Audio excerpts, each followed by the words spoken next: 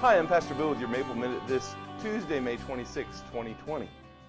You know, the Greek philosopher Cicero, he wisely observed that gratitude is not only the greatest of virtues, but the parent of all others. That's something that's a struggle for our society today. It's been a struggle for mankind, really, since sin entered in. But it really marks our culture when you see so many people having issues. Even Paul in his day, in the first century there, he observed, as he thought he was living in the last days, that people would become unthankful, that they would express themselves as not being gracious for the things they have. And Paul, he realized you can be gracious, you can be content, and he realized that when we're thankful, we become content and full of the peace that only God can provide. And that's really one of the messages he puts in his writings in the book of Philippians.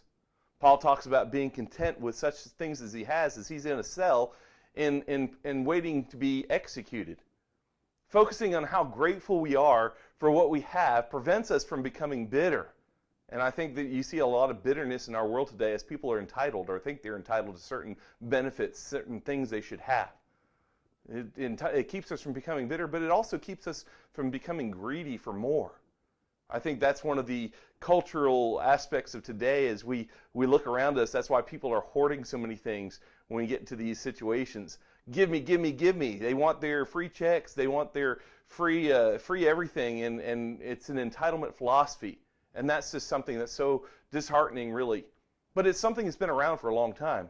See, Jesus even experienced this over in Luke's account of Jesus' life. In Luke chapter 17, Luke wrote about an example of how even people who are given a second chance at life sometimes forget to be thankful for to the source of all good things. Over in Luke chapter 17, verses 12 and 13, Luke begins to tell us about this experience Jesus had. And he says, as Jesus was walking into a village, 10 men who had leprosy met him. They stopped at a distance and called out in a loud voice, Jesus, Master, have pity on us. You can just hear it as they say those few words, and they're screaming at a loud distance because they were socially distant. They really had to be isolated. You see, these 10 men had one thing in common. They had a plight that was hopeless. They had no hope because in their day and age, in Jesus' time period, other than his divine intervention, leprosy really was a death sentence. Leprosy was something that required isolation, more so than any COVID-19 isolation, that's for sure. These people couldn't get within, they had to stay yards away from you. And that's why they were screaming out their hopeless condition as they said, Jesus, Master, have pity on us. Think about this. Lepers, according to the law of their day, they were forced to leave their homes and to leave their families behind and to leave their friends, and they were cast out of the cities, their towns. They weren't allowed to be within 50 yards of these towns. They lived in leper colonies, and the only people that they had as companions were fellow lepers who had no hope either. Think about this, lepers too.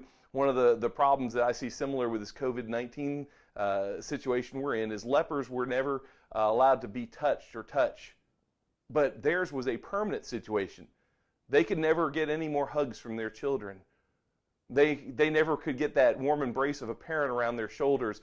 They never got that romantic, intimate embrace from their spouse or love of their life because they had to socially isolate, and that was a permanent situation. But as we move forward, we find as they call out, it says that when Jesus saw them, he said, go show yourselves to the priests. And as they went, they were cleansed. Jesus gives them how to fix the situation. He doesn't give them any religious jargon. He just says, go and show yourself. Let the priest pronounce you clean again. And they had to trust that Jesus would heal them, and they did. They turned and they went, and as they went, the Bible says that they were cleansed. But I think beyond their cleansing, though that's a miraculous thing, God has the power to do some pretty miraculous things, and don't ever forget that. But perhaps the most significant part of this entire story occurred next as we look in the next couple of verses.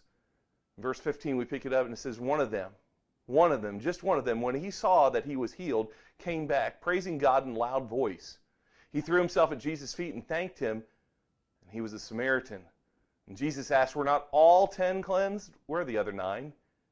Has no one returned to give praise to God except for this foreigner? Then he said to them, rise and go, your faith has made you well. I think that's so important as you look at this, this miraculous event. One man notices that he's been healed. Now, I have to think of the condition if these men had been separated, and the Bible doesn't tell how long they've been lepers. We don't know. I don't know if they're old men or young men, but can you imagine if you had the hope of being cleansed? And obviously, as they all 10 turned and they were cleansed, they knew they had to go first to the priest so he could give them the permission to get back into culture. He would pronounce them clean, and that's the significance of going to the priest.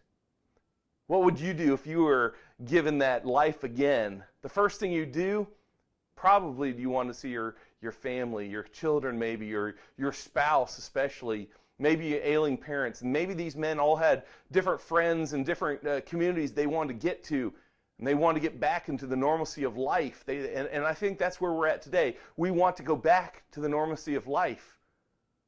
But really, the hard truth about this whole story is that only one person realized the importance of gratitude. Only one turned back to God. Out of 10, he was the only one who expressed gratitude. And that's so sad. And I think it's so important too. He not only cries out with the 10 early on in a loud voice that he has no hope, "Have pity on me, Master."